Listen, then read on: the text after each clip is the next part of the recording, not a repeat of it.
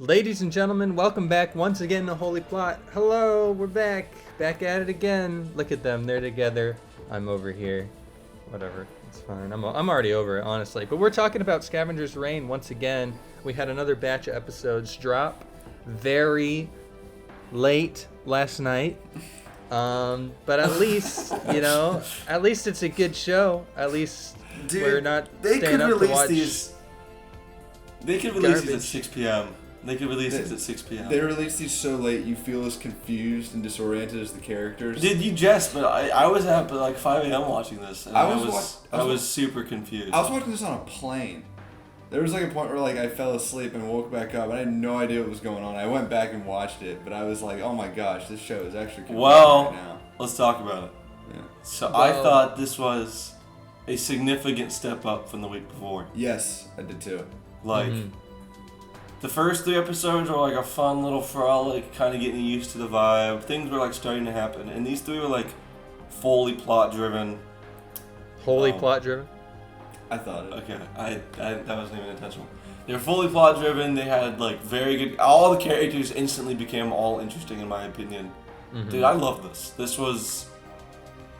I did not want this to end like at all. I was having a fantastic time with it. I think for me, the first 3 episodes were really cool, but they definitely wanted to start you off being very confused, feeling like you were starting right in the middle of it. Yeah. And I thought that the most important thing that these 3 episodes did, which I was really hoping they would do, is they slowed down a little bit with each character and found ways to make you care more. Yeah, I mean, the way like the plots start to converge is incredibly satisfying. Alright, I'm a sucker for that. I very much enjoy when there's like disjointed plots and you slowly over time of the story they come together. Don't look at me like that, you know exactly what I'm talking about. Yeah. And this did such a good job of it, because like my favorite part of the episode, we're getting into spoilers of the episode, is when this guy named Charlie shows up. You think Charlie's gonna be like plot 4. Yeah. And it follows Charlie for like 5 minutes. It like stops to follow Charlie. And that felt like Subnautica when he came out of the ship in like the jumpsuit. I thought I was like watching Subnautica. Yeah. A Subnautica game in this universe kind of game would be very cool. Anyways, and you explore Charlie, and then he meets Cayman and just gets his neck snapped by the kitty cat. That's now like an evil ogre creature. Huge, yeah. And I'm like, that is the kind of stuff that like this show is doing that other stuff doesn't. Is it just like, it has these like very like delicate moments. Well, Kitty Cat firmly went from like Baby Yoda to like terrifying eldritch monster. Yeah, we said in the last video, we ended it with like, I want to see big monsters. Yeah, we talked about how much we love the kitty cat, and we're like, well, the kitty cat's great, but I want to see big evil monsters, and then the kitty cat became one. Here we are. Yeah, the kitty cat was my favorite part of the last couple episodes, and I was one of the people who was clamoring for the big scary monster. So now my favorite guy becomes the big scary monster. It doesn't get much better than that. It really. Who's got it better than us right now? Really? Can we give him a higher? Dude, I was completely wrong. I responded to some comment where I'm like, oh, they have a symbiotic relationship. No, they don't. In these 3 episodes, the kitty cat goes like full evil and takes over Cayman, like puts Cayman into his belly and stuff. And easily the best plot still. Yeah, I mean, my biggest issue going into these 3 episodes is that I didn't really like the Aussie plot. I thought the other 2 plots were more interesting. But by episode 6, I was just as invested in her and Levi, invested in power, as I was the other 2. And I think like them combining was very good. Yeah. Actually, for me, it was Sam and Ursula. That was the one that I didn't care about for the first 3 as much. Mm-hmm. This one, it did enough for me to be like, okay, I'm following along. I don't like these 2 characters as much, but this is interesting. They got really compelling, though, especially Sam. Like, Sam... Yeah. Like, not knowing, like, that Cayman caused the crash, like, explains, like, all the characters. And I like that you learned that later. I think it was very good for, like, getting to know everybody. Also, they have left off Sam's story in a very interesting place in the cliffhanger. Oh my god, I forgot about that with like the monk lady. I think that might be her. Dude, really? Sam. I thought for a second that might be like Sam's future self. It was a lady. Yeah. How is Sam? Or sorry, Ursula. I'm sorry. Ursula. I thought that might be Ursula's. Yeah. Sorry. What the hell are you talking about, dude? Release this show at 9, please. No, Ursula. Actually, I thought that might have been Ursula's future self. See, my read on it was that it was like there are humans on this world. They're just like incredibly nomadic. They have like that one grave that probably like traveled to. They're like hunter gatherers still, or like early civilization. Well, what Liam said in the first review was very true, which is that the way that these characters survive this world is by like learning about the nature of it and adapting to it. And I thought that continued with a couple things that characters did in this one. Mm-hmm. But to go back to it, I absolutely agree. The plot that I cared the least about was Aussie and Levi, and that one jumped up insanely high in these 3 episodes. Yeah, I was really sad when Levi got murked. Especially since it was basically Cayman doing it, and Levi was kind of like a duplicate AI of Fiona. So like, he killed his last chance to connect with her. Yeah. Because he like gave into the creature so much, and like that was pretty devastating. And I'm curious how.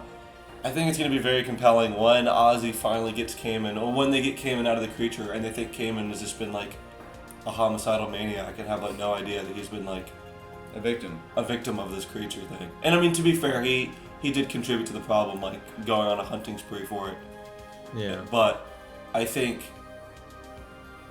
Cayman is going to be the best character from the show for sure, and he's going to be very misunderstood. Yeah, absolutely. For me, the thing that I really liked about the last episodes, I continue to like about these, where everything about this show just oozes creativity, which it's especially in a day and age in Hollywood where we are now, or just entertainment in general, where all the things coming out are, it's legacy content, it's retelling stories, or it's taking it safe. This is not doing that at all. Every idea presented here is fresh and weird and exciting, and you truly have no idea. The thing that's cool about this is that when we were watching like My Adventures with Superman, for example, which we liked quite a bit, you still have that thought of when you're watching something like that, where you're seeing Superman go through X or Y fighting some bad guy, and you're like, this is really cool, but in the back of your brain, you're like, they're not going to kill Superman, so we're just watching some cool action. Yeah. Dude, any one of these guys could end up as a fine red mist at any point in time, and it makes for some really engaging television, especially because they're on a world where even like the tree, like you see a random tree, it can turn out to be some horrible bastard. So I'm really liking just the world still, the creatures. I'm a big creature guy. Whole thing is cool.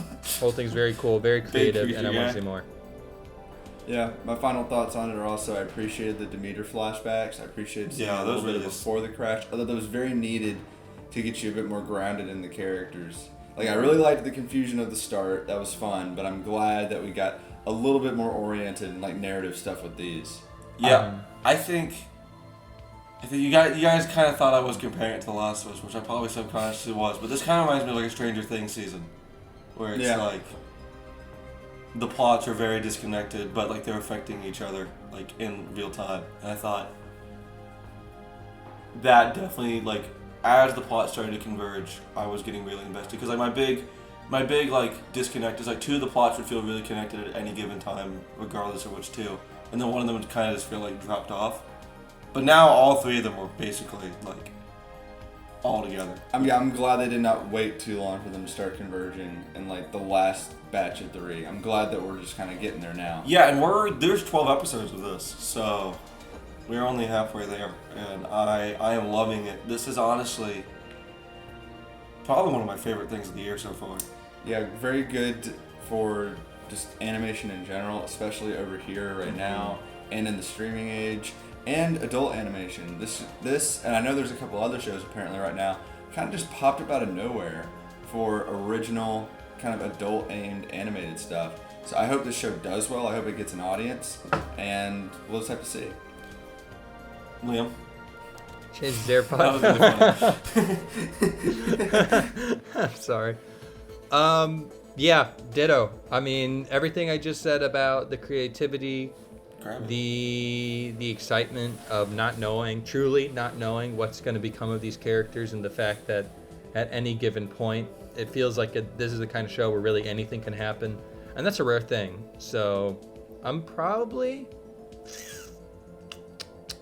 going to give this an 8.5. 8.5 out of 10. I don't do decimal scores. No, we don't do decimal scores here. No. All right, then it's an 8. It's not a 9 yet, but it could. But it could be. I agree with that. I'm also gonna give it an 8. Dude, I really enjoyed this. Do it. I don't know. This was like in contest with my favorite thing I've watched this year. Really? I really enjoyed this. I thought that this is like everything I want from modern animation. Like we've covered, and I mean I loved Mind Adventure Superman and Fiona and Cade, but they were not as good as this, in my opinion. We'll see. I felt like this was, just like you said, its own thing. I mean, it was a lot. It's a lot like Over the Garden Wall and Primal, where it's like this disconnected animated show that it's a clear agenda. It does everything that it wants to because it has no limits and rules. So I'm gonna give this a solid 9, closer to a 10 than a 9. This was pretty good. I really like this. I heavily recommend it. If you're an animation fan and you've been screaming there's not enough stuff, even if you're not, yeah, it's just cool. This is cool alien stuff. This was exceptional. It's very Studio Ghibli, so yeah. I enjoy it a lot, and I cannot wait for these next 6 episodes. I'm looking very forward to next week, and we will be talking about it. Okay.